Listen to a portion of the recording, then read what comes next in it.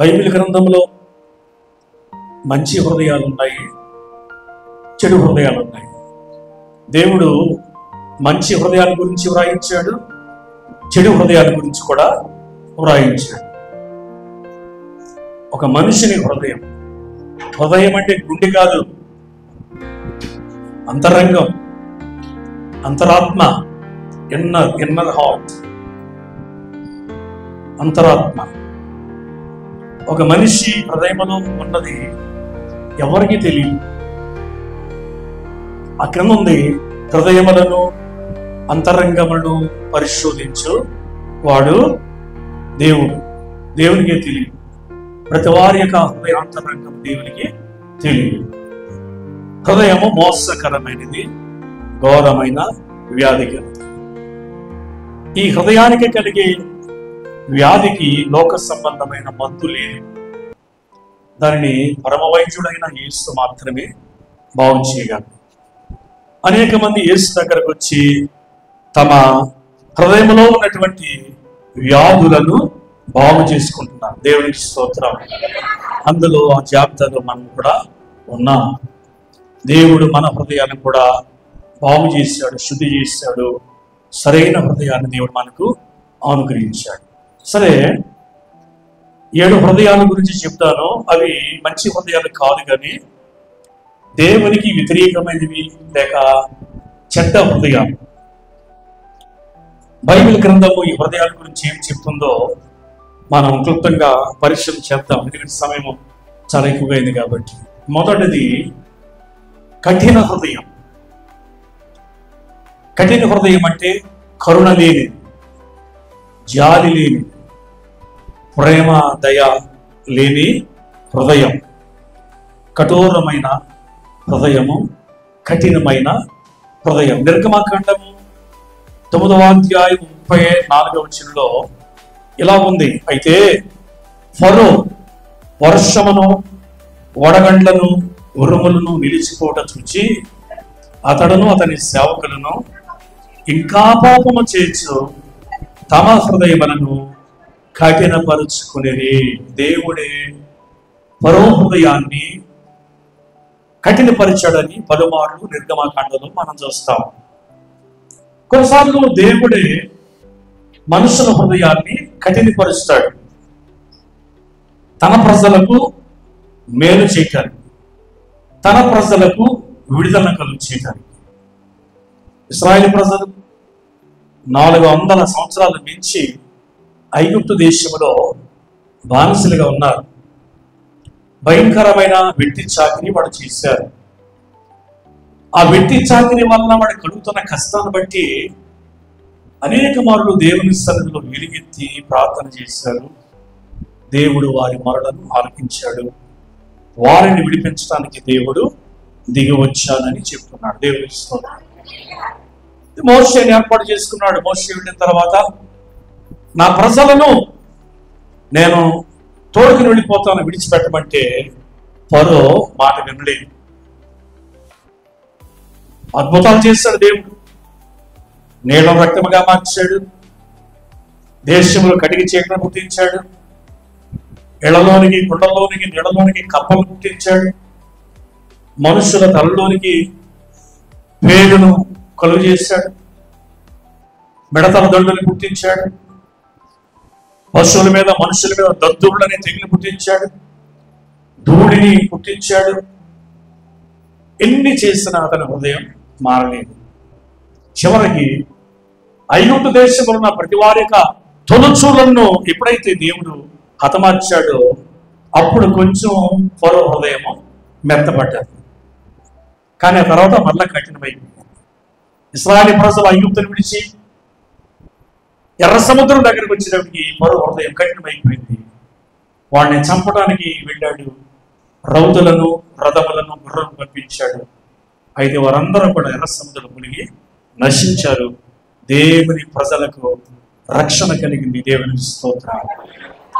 కఠిన హృదయం కలిగిన వారికి దేవుడే పనిష్మెంట్ ఇస్తాడు. దేవుడే వారితో మాట్లాడతాడు. దేవుడే వారికి బుద్ధి చెప్తాడు. కనుక దేవుని ప్రజలకు కఠిన హృదయము, కఠిన మనస్సు పనికిరాదు. నా మనసు ఇలాగే ఉంటుంది, నా హృదయం ఇలాగే ఉంటుంది, నా హృదయం మారదు, నేను ఇలాగే ఉంటాను అనుకుంటే దేవుని పనిష్మెంట్ని మనం పొందుకుంటాం. కనుక దయాహృదయమై మనం ఉండాలి. యేసుక్రీస్తుకు కలిగిన హృదయాన్ని మనము కూడా కలిగి ఉండాలి. రెండవ హృదయాన్ని చెప్తాను, అది దుష్ట హృదయం. ఏ హృదయం చెప్పండి? దుష్ట హృదయం. అంటే ఆ హృదయం ఇప్పుడు కూడా దుష్టత్వము, దుర్మార్గత, తిరుగుబాటు, వినంలోని మనసు, ఇవన్నీ కూడా ఉంటూ ఉంటాయి. ఇర్మియా గ్రంథము 7వ అధ్యాయము 24వ వచనంలో ఈ మాట వ్రాయబడ్డది. 7:24లో, అయితే వారు వినకపోయిరి, చెవి యొక్కకుండిరి, ముందుకు సాగక వెనుక తీయచ్చు, తమ ఆలోచనను బట్టి తమ దుష్ట హృదయ కాఠిన్యం అనుసరించి నడుచుచూ వచ్చారు. చూసారా? వినలేదు, చెవి నొక్కలేదు, ముందుకు సాగలేదు, వెనక తీశారు. వాళ్ళ హృదయంలో ఉన్న దుష్టత్వం యొక్క కాఠిన్యతను బట్టి వాళ్ళు నడుచుకున్నారని రాయబడ్డారు. వినరు, చెవి నొక్కరు. మనం కొన్నిసార్లు దేవుని సన్నిధికి వస్తూ ఉంటాం, కానీ దేవుని వాక్యాన్ని వినాం. మనం వినము, వినేవాడిని విననివ్వం. చెవి యొక్కం, దేవుని మాటకు చెవినివ్వం. దేనికి చెవినిస్తాం? ఇదిగో ఆ అమ్మ గురించి విన్నావా, అతని గురించి విన్నావా, వాళ్ళ గురించి విన్నావా, నీకు తెలీదా? అవునా అవునా, ఏంటి ఏంటి ఏంటి, చెప్పు చెప్పు చెప్పు అని ఈ చిన్న చెవుల్ని చాటంత చెవులు తీసుకుంటారు, అవి వింటారు. కానీ దేవుని మాట వినారు. విన్నట్లుగానే నటిస్తారు, విన్నట్లుగానే ఉంటారు. అబ్బా నేను వింటున్నాను, నాకు అంతా తెలుసు అంటారు. ఏది వినరు, చెవినివ్వరు. వాళ్ళు సాగరు, సాగేవాడిని సాగనేవారు. కారణం ఏంటి? దుష్ట హృదయం ఉంది, కఠినమైన హృదయం ఉంది. నీ దుష్ట కాఠిన్య హృదయాన్ని బట్టి నువ్వు నడుచుకుంటున్నావు. అలా ఎంతమంది ఉన్నారు ఈ రోజుల్లో? వాక్యాన్ని వినకుండా, చెవిని ఇవ్వకుండా, ముందుకు సాగకుండా, ఇతరులను ఆటంకపరుస్తూ కఠిన మనసును కలిగి ఉంటున్నారా? అలాంటి కఠిన హృదయం, దుష్ట హృదయాన్ని కలిగి ఉంటే మనం దేవునికి ఇష్టలుగా ఉండలేం. మన మాట అవునంటే అవునన్నట్టుగా ఉండాలి. దేవుని దగ్గర ఏ వాగ్దానం అయితే మనం చేశామో, దేవునికి ఏ ప్రమాణం అయితే ఇచ్చామో, దాన్ని అనుసరించి మాత్రమే మనము బ్రతుకులో జీవించాలి, చచ్చిపోయే వరకు జీవించాలి. మాట తప్పకూడదు. దేవుని బిడ్డలు, దేవుని స్తోత్రాలు చెల్లించండి. దానికి ఇలాంటి దుష్ట హృదయం, ఆ కఠిన హృదయం మనకు ఉండకూడదు. దుష్ట హృదయం మనకు ఉండకూడదు. మూడవది, గద్దింపును తృణీకరించే హృదయం. చాలా మందికి గద్దింపులు అంటే ఇష్టం కాదు. ఎప్పుడు కూడా పొగడ్తలకు ఇష్టపడుతూ ఉంటారు.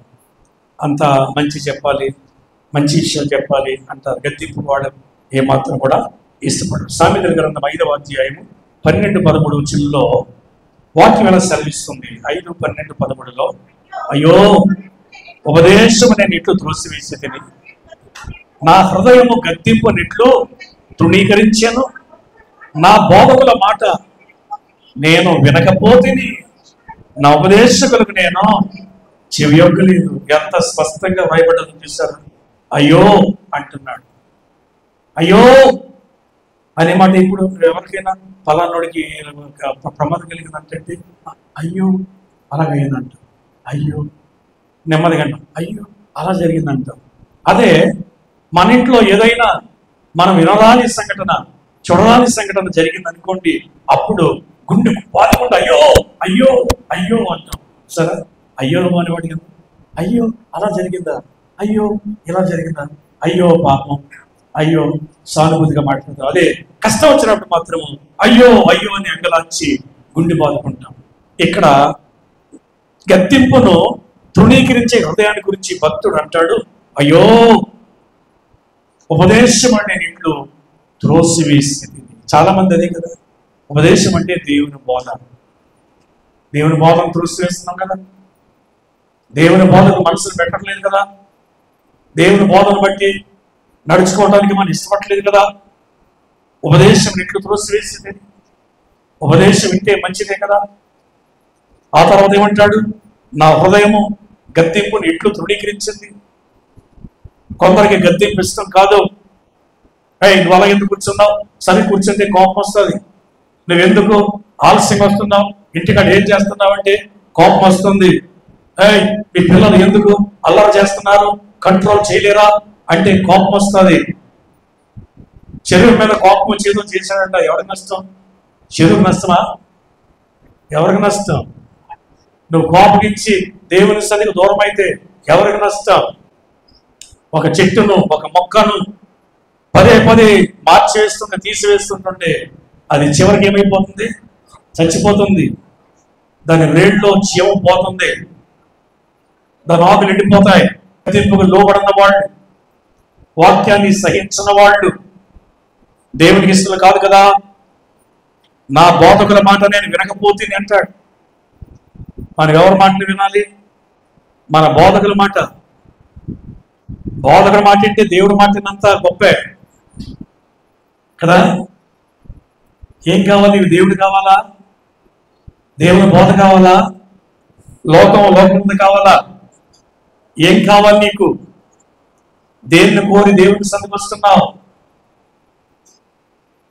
జ్యోతిరాజు గారు పాట పాడాడు కదా, నీవే నాకు చాలిన యేసు, నీవే నాకు చాలిన యేసు, నీవే నాకు చాలిన యేసు, నీవే నాకు చాలిన యేసు, నీవే నాకు చాలిన యేసు, నీవే నాకు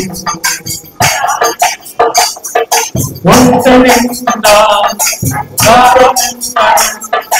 అవినీకు సారి సాగలవా, వంచనిందా బంగారమున్నను అవినీకు సారి సాగలవా,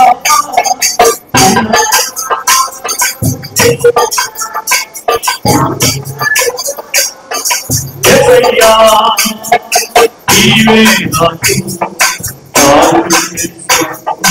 నీవే నాకు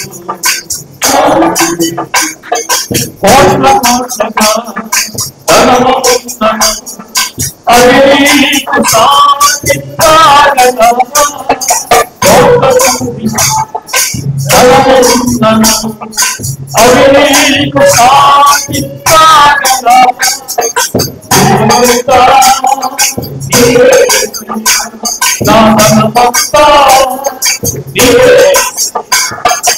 నీవే నాకు చాలు, నీవే నాకు చాలు, నీవే నాకు చాలు, నీవే నాకు చాలు, నీవే నాకు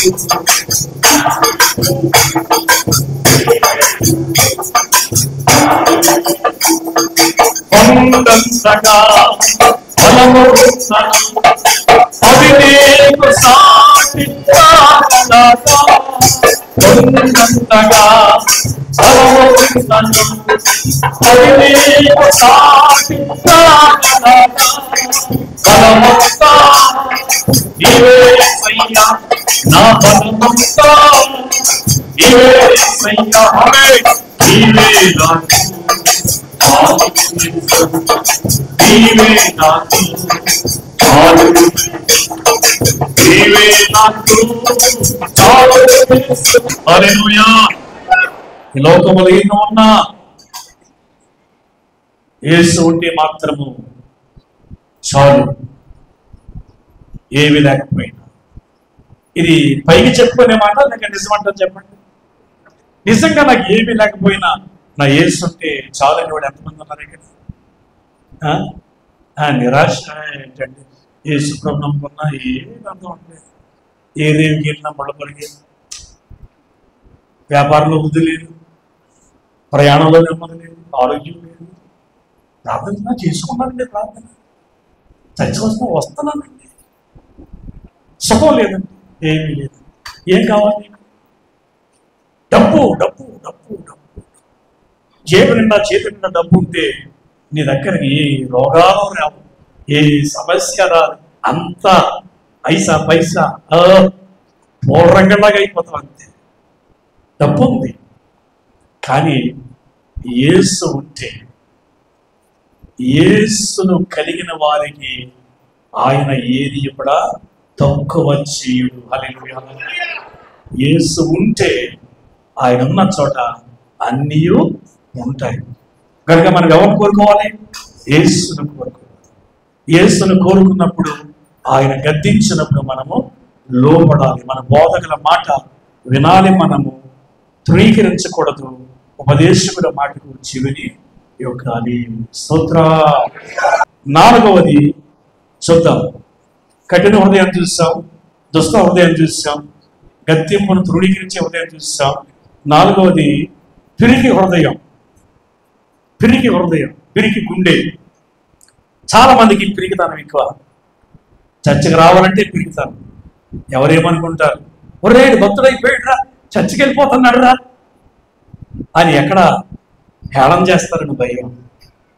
చర్చలోకి వస్తే పాట పాడాలంటే భయం, ప్రార్థన చెయ్యాలంటే భయం, సాక్ష్యం ఇవ్వడానికి భయం, దేవుని కొరకు నమ్మకంగా ఉండటం భయం.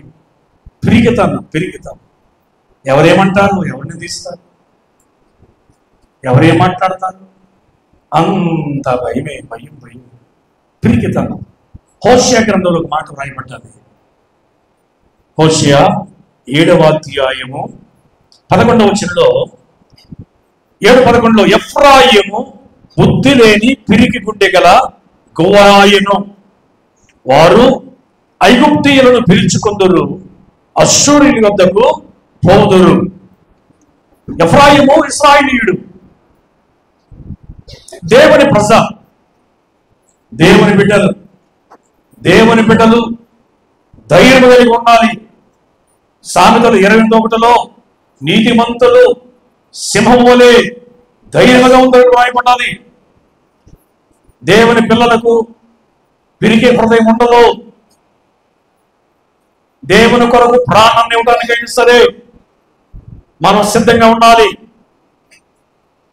పిరికి మనసు పనికిరాదు. ఎఫ్రాయిము దేవుని చేత ఆశీర్వదించబడ్డవాడు, రెండంతల దేవుడు పొందుకున్నవాడు. ఎలా మారిపోయాడు? పిరికి గుండె గల గుమ్మ వలె. పావురము హృదయము పిరికిది. చిన్న శబ్దానికి అది అదిరిపోతూ ఉంటుంది, భయపడుతూ ఉంటుంది. క్రైస్తవులు అలా భయపడకూడదు. ఎఫ్రాయిము అశ్షూరీయులకు, ఐగుప్తీయులకు భయపడుతున్నాడు. వాడు సహాయాన్ని కోరుకుంటున్నాడు, వాడు ఎద్దకు వెళ్ళిపోతున్నాడు. ఐగుప్తీయులు ఇశ్రాయేలును బాధ పెట్టారు. అశ్షూరీయులు అడుగడుగున ఇశ్రాయేలుకు అడ్డుపడ్డారు మార్గంలో. ఆ రెండు వర్గాలు ఎప్పుడూ దేవునికి శత్రువులే. కానీ పిరికి గుండె కలిగినటువంటి ఎఫ్రాయిము ఈ ఐగుప్తీయుల దగ్గరకు, అశ్షూరు దగ్గరికి వెళుతున్నాడు. ఈ రోజున క్రైస్తవుడు పిరికి మనసుతో ఎక్కడికి వెళుతున్నాడు? న్యాయము కోరి. న్యాయం ఉందా? కోర్టులో న్యాయం ఉందా? పోలీస్ స్టేషన్లో న్యాయం ఉందా? సమాజంలో న్యాయం ఉందా? మనుషులను చూసి తీర్పు చెప్తున్నారు. డబ్బును చూసి న్యాయం మారిపోతుంది. లాయర్లు మారిపోతున్నారు, జడ్జీలు మారిపోతున్నారు. న్యాయం లేదు. దేవుని దగ్గర న్యాయం ఉంది. క్రైస్తవులు అన్యజనుల దగ్గరికి వెళ్ళి సలహాలు అడుగుతారు.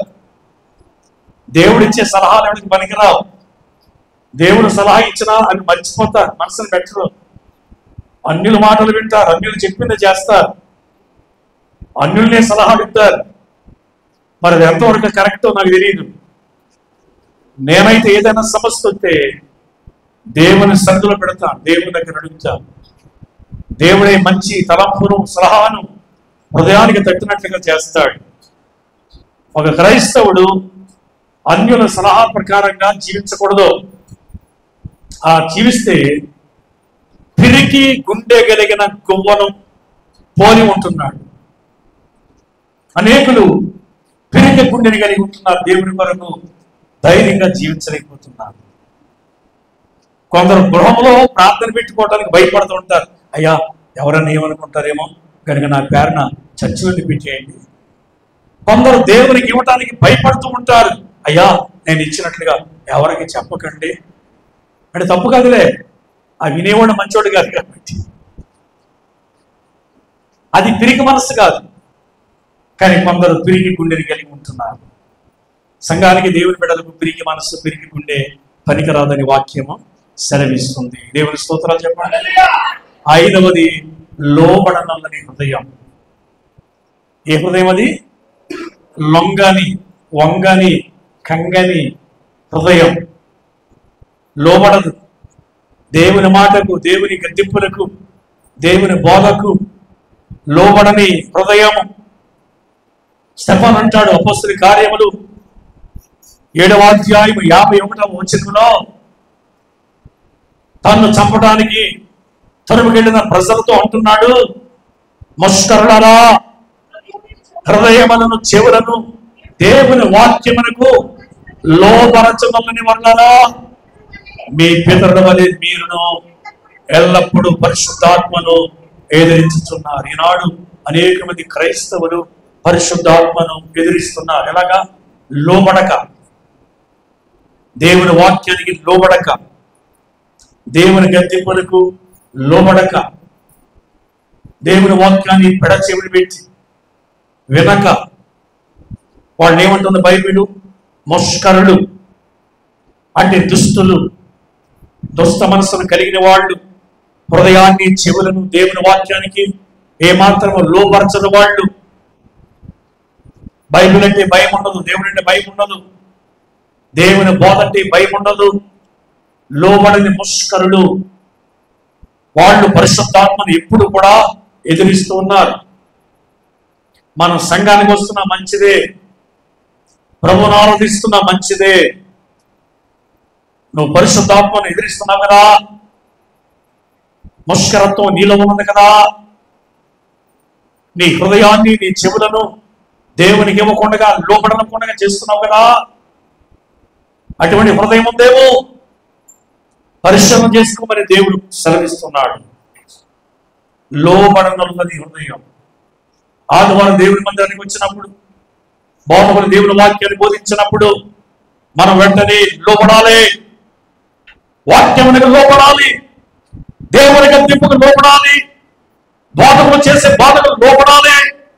తిరుగుబాటు చేయకూడదు, ఎదిరించకూడదు, వాక్యాన్ని పెరచెవిని పెట్టకూడదు, హృదయాన్ని కరిగించుకోవాలి, జాలి మనసును కలిగి ఉండాలి. ఈ హృదయంలోనికి, ఈ జాలి మనసులోనికి దేవుని వాక్యము ప్రవేశించాలి. లోబడములని హృదయము దేవునికి అసహ్యం. ఎలాంటి హృదయాన్ని నువ్వు కలిగి ఉన్నావు దేవుడు అడుగుతున్నాడు. 6వది దేవుని ఎదుట సరైనది కాని హృదయం. అన్ని హృదయాలు సరైనవి కావు. అందుకనే హృదయం అన్నిటికంటే మోసకరమైనది, ఘోరమైన వ్యాధి కలది. ఆ హృదయంలో ఉన్న మోసము, ఘోరము మనుషులకు తెలియదు. హృదయములను, అంతరంగములను పరిశోధించేవాడు దేవుడు. వాక్యం చెప్పేది దేవుని ఎదుట సరైనది కాని హృదయం. చాలా మంది చర్చకు వస్తారు, మారు మనస్సు ఉండదు. అద్భుతాల కోసం వస్తారు, స్వస్థతల కోసం వస్తారు, అవసరాల కోసం వస్తారు. అవసరాలు తీరిపోయిన తర్వాత, అద్భుతం జరిగిన తర్వాత మరి దేవుని మీద వాడి మనస్సు ఉండదు. ఏదో ఆశించి అపోస్తలుల కార్యంలో 8వ అధ్యాయం 21వ వచనంలో ఒక మనిషి ఉన్నాడు. అపోస్తలులు అంటున్నారు, నీ హృదయము దేవుని ఎదుట సరైనది కాదు గనుక ఈ కార్యమందు నీకు పాలు పంపులు లేవు. పరిశుద్ధమైన కార్యమందు నీకు పాలు పంపులు లేవు. కారణం, నీ హృదయము దేవుని ఎదుట సరైనది కాదు. సోదరుడా, సహోదరి, సరైన హృదయాన్ని నీవు కలిగి ఉన్నావా? ఇక్కడ గారడీ సీమోను ఉన్నాడు. దినాల్లో గారడీలు చేస్తూ మనుషులను విభ్రాంతపరుస్తూ ఉండేవాడట. అందుచేత అనేక మంది అతడు గొప్పవాడు, అతడు దైవశక్తిని కొనియాడుతూ ఉండేవారట. ఆ దినాల్లో అపోస్తలులు క్రీస్తు సువార్తను ప్రకటించుకుంటూ వస్తూ వాడు అద్భుతాలు చేస్తున్నారు, రోగులను స్వస్థపరుస్తున్నారు, చనిపోయిన వాడిని బ్రతికిస్తున్నారు, అద్భుతాలు, ఆశ్చర్యకార్యాలు మత్కార్యాలు సూచక్రియలు జరిగిస్తున్నారు. ఇవన్నీ చూసి వాడు అబ్బురు పడ్డాడు, ఆశ్చర్యపోయాడు. ఏదో నా మంత్రశక్తి అంటే వీళ్ళ మంత్రశక్తి చాలా గొప్పదలాగా ఉందే. వీడు చేసేదేంటి? ఓ గారడీలు చేస్తాడు. ఈ గార చేసేవాడికి మనకి ఉన్నది లేనట్టుగా లేదన్నట్టుగా కనబడుతూ ఉంటుంది. గారడి అది సింపుల్, తాత్కాలికమైంది. కానీ అపోస్తులు చేసే అద్భుతాలు దేవుని శక్తి చేత, పరిశుద్ధాత్మ శక్తి చేత జరిగిస్తున్నారు. స్తోత్రాలు చెప్పండి. ఎంతమంది పరిశుద్ధాత్మ కార్యాలని మీ జీవితాల్లో చూశారు? మీ జీవితాల్లో దేవుడు నిజమైన అద్భుత కార్యాలు ఎంతమందికి చేశారు? మరి మీ హృదయాలు సరైనవిగా ఉన్నవా? వీడు కూడా యేసు క్రీస్తు నామములో బాప్తిసమును పొంది విడవకుండా అపోస్తుల్ని వెంబడిస్తున్నాడట. గారడీ సీమోను కూడా బాప్తిసం పొందాడు. బాగా వినండి, అందరూ బాప్తిసం పొందారు. ఎందుకు? మేలు కొరకు. వీడి ఆశ ఏంటో తెలుసా? వీడి దగ్గర ఏదో గొప్ప శక్తి ఉంది, ఆ శక్తి రహస్యాన్ని తెలుసుకోవాలి, దాన్ని నేను కొట్టేయాలి, దాన్ని నేను కొనుక్కోవాలి, నేను కూడా నా గారడీని కంటే గొప్ప కార్యాలు చేసి ప్రజల దగ్గర డబ్బు బాగా దండుకోవాలి, పేరు ప్రఖ్యాతుల్ని సంపాదించుకోవాలి, ఏం చెయ్యాలని చెప్పి ఒక రోజున తన మంత్రశక్తి ద్వారా సంపాదించిన డబ్బునంతటి ధనానంతటి తెచ్చి అపోస్తుల పాదాల దగ్గర పెట్టాడు. ఎందుకు పెట్టాడు? ఈ డబ్బుని దేవుని సేవ కోసం వాడండి అన్నాడా? కాదు, ఈ డబ్బు తీసుకుని మీలో ఉన్నటువంటి అద్భుతాలు చేసే శక్తిని నాకు కూడా ఇవ్వండి అని అడుగుతున్నాడు. అంటే వీడి హృదయము దేవుని ఎదుట సరైనదిగా లేదు. వీడు యేసుక్రీస్తు దేవుడని సరిగా నమ్మలేదు. అపోస్తుల్లో పరిశుద్ధాత్మ శక్తి ఉన్నదని నమ్మలేదు. అపోస్తుల వలె నేను కూడా మారు మనసు పొందితే అటువంటి శక్తిని దేవుడు నాకు కూడా ఇస్తాడని నమ్మలేదు. దేవుని వరమును డబ్బుతో సంపాదించుకోవాలనుకున్నాడు. కనుక నీ వెండి నీతో కూడా నశిస్తుంది. ఇక నుండి ఇటువంటి పవిత్రమైన కార్యములు నీకు పాల్పొంగు లేవని వాళ్ళు చెప్పారు. నీ హృదయం ఎలాగుంది? దేవుని సన్నిధిలో దేవుని దగ్గరకు వస్తున్నావు, నీ హృదయం సరిగా ఉన్నదా? దేవుని ద్వారా ఏదో మేలు పొందడానికి నీవు వస్తున్నావా? దేవుడు ఎందుకు నిన్ను రక్షించాడు? ఆయన రాజ్యానికి ఇవ్వడానికి కదా. ఇస్తాడు, అన్ని ఇస్తాడు ఆయన. నా నీతిని నా రాజ్యాన్ని మొదటి వెతకండి, అటు తర్వాత అవన్నీ మీకు అనుకరించబడదని చెప్పాడు ఆయన. చేయడా? చేస్తాడు. నీతిగా నమ్ము, నిజాయితీగా నమ్ము, యథార్థంగా నమ్ము. నీ హృదయాన్ని దేవుడి దగ్గర సరైనగా ఉంచుకో. నీ జీవితంలో దేవుడు అద్భుతాలు చేస్తాడు. కానీ నీ హృదయం సరిగా లేదు. సరైనది కానీ హృదయం. చివరి మాట చెప్తాను, శాపగ్రస్తమైన హృదయం. చాలా మంది ఎలాంటి హృదయాన్ని కలిగి ఉన్నారు? శాపగ్రస్తమైన హృదయం, శపించబడిన హృదయం. కొందరు నన్ను శపిస్తున్నావా? ఆ శాపం నా మీదకి రావాలా? అసలు ఏంటి శాపం అంటే? ఎవరు శపిస్తే అది నిజంగా కలుగుతుంది? నువ్వు నేను, నువ్వు మాడి మసైపోగాక, బూడిదైపోదుగాక, నువ్వు నీళ్ళలో కలిసిపోదుగాక, మాయమైపోతావు, శిలైపోతావు, చెట్టు అయిపోతావు, కుక్క అయిపోతావు అంటే అయిపోతారా? కానీ మనుషులు వీటికి భయపడుతూ ఉంటారు. ఎవరు శపిస్తే ప్రజల మీదకి శాపం వస్తుంది? దేవుడు శపిస్తే, భక్తులు నీతిమంతులు శపిస్తే. కానీ కొత్త నిబంధన ప్రకారంగా మనం శపించకూడదు. శపించేవారిని ఏం చేయాలి? మనము దీవించాలట. కానీ పాత నిబంధనలో ఎలీషా శపించాడు. కొంతమంది ఎరుకలో ఉన్న పిల్లలు, అల్లరి గుంటగాళ్ళు, గోడవాడా ఎక్కిపో, గోడవాడా ఎక్కిపో, గోడవాడా ఎక్కిపో అని చెప్పేసి హేళన చేశారు. ఎలీషా పట్టబుర్ర కలిగిన వాడట. మరి ఎందుకు కోపం రావాలి ఆయనకి? వెంటనే కోపం వచ్చేసి, పట్టబుర్రవాడు నిజంగా పట్టుందా నీకు? ఉన్నదే కదా అన్నాను, ఎందుకు కోపం రావాలి నీకు? వాడు ఏం చేశాడు? శపించాడట. అంతే, ఆడియుడికి మంటలు అరణ్యం నుంచి వచ్చేసి అందులో 4 మంది పిల్లల్ని కొట్టి చంపేసేది రాయబడ్డారు. కానీ యేసయ్య బాధ ఏంటంటే, శపించిన వారిని ఏం చేయాలి? మనము దీవించాలి. దీవించాలి. ప్రార్థన చేయడం కాదు. ప్రార్థన నువ్వు చేస్తావు, దైవం చేస్తుంది. దెయ్యానికి వచ్చి ప్రార్థన. శపించిన వారిని ఏం చేయాలి? దీవించాలి. నీ శత్రువుడికి ఏం పెట్టాలి? నువ్వు ఆహారం పెట్టాలి, వాడి కోసం ప్రార్థన చేయాలి. కానీ నీవు మాత్రము శాపగ్రస్తమైన హృదయాన్ని కలిగి ఉండకూడదు. ఎందుకు? నువ్వు యేసు రక్తంలో కడగబడ్డావు. యేసు నిన్ను శుద్ధి చేశాడు. ఆయన వాక్యం ద్వారా శుద్ధీకరించబడుతున్నావు. ప్రతిదినము ప్రార్థనలో నిన్ను నీవు కడుక్కుంటున్నావు. నువ్వు దేవునికి ఇష్టమైన బిడ్డవు. దేవుడు నిన్ను కోరుకుంటున్నాడు. శాపగ్రస్తమైన హృదయం దేవునికి ఇవ్వలేదు, కానీ కొని తెచ్చిపెట్టుకున్న హృదయాన్ని ఎలాగో తెలుసా? పేతురు 2వ పత్రిక 2వ అధ్యాయము 14-15 వచనాల్లో భక్తుడిని పేతురు రాస్తున్నాడు. వ్యభిచారిని చూచి ఆశించుచు పాపము మానలేని కన్నులు గలవారును, అస్థిరులైన వారి మనస్సులను మర్రగొల్పుచు లోభత్వమందు సాధకము చేయబడిన హృదయం గలవారును, శాపగ్రస్తులై ఉండి తిన్నని మార్గమును విడిచి వియోరుకుమానైన బిలాము పోయిన మార్గమును బట్టి త్రోవ తప్పిపోయి. బిలాము ప్రవక్త, దేవుని ప్రవక్త అయితే లంచమును ఆశించి దేవుని ప్రజలను శపించడానికి వెళ్ళాడు. దేవుడు అందగించాడు, మాట వినలేదు. గాడిద చేత మాట్లాడించాడు, మాట వినలేదు. బిలాం వెనక్కి వెళ్ళిపోతే వెళ్ళలేదు. అయ్యా, బాలాకు రాజుగా మాట ఇచ్చాను, ఆ ప్రజలు శపించమన్నాడు, వెళుతున్నాను. అవునా? వెళితే వెళ్ళాం, కానీ నీ నోట నేను పెట్టిన మాట మాత్రమే చెప్పు, నా ప్రజలు నీవు శపించదంటే వెళ్ళాడు. దేవుని మాటను వినకుండా వెళ్ళాడు. దేవుడు వద్దన్నాడు, మానలేదు. దానికి ఫలితం ఏంటి తెలుసా? ఆ యుద్ధము చేసినప్పుడు, ఆ ప్రజలు పట్టబడినప్పుడు ఈ బిలాము కూడా కత్తివాత చేత హతము చేయబడ్డాడు.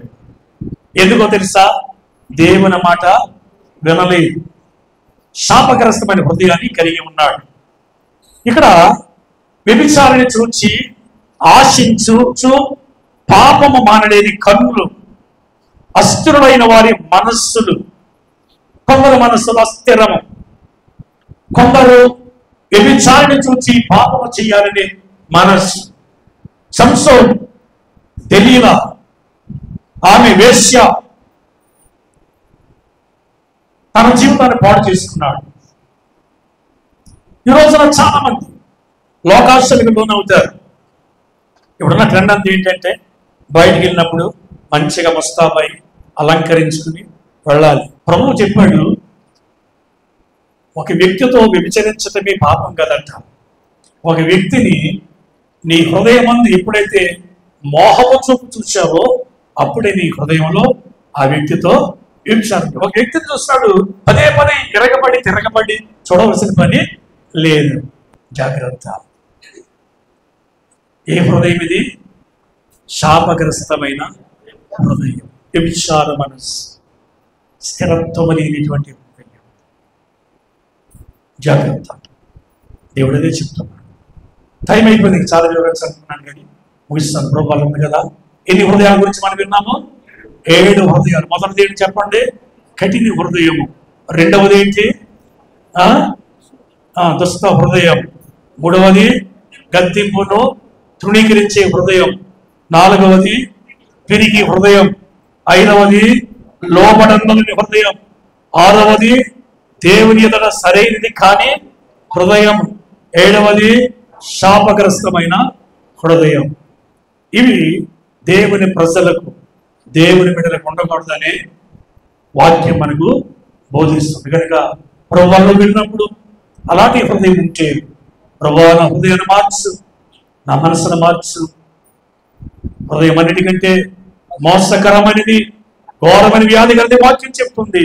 అట్టి హృదయం నా నుంచి తీసివేయి ప్రభువా అని కన్నీటితో పశ్చాత్తాపంతో ప్రార్థన చేసి అలాంటి హృదయాన్ని వదిలేసి మంచి హృదయాన్ని, మంచి బుద్ధి, దానియేలు వలె సుబుద్ధి, శ్రేష్టమైన బుద్ధి, అతి శ్రేష్టమైన బుద్ధిని కలిగి యేసుక్రీస్తుకు కలిగిన హృదయాన్ని మనము కలిగి ముందుకు సాగిపోదాం. దేవుని కృప మనకు తోడుగా ఉండి నడిపించును గాక. ఆమేన్. ఆమేన్.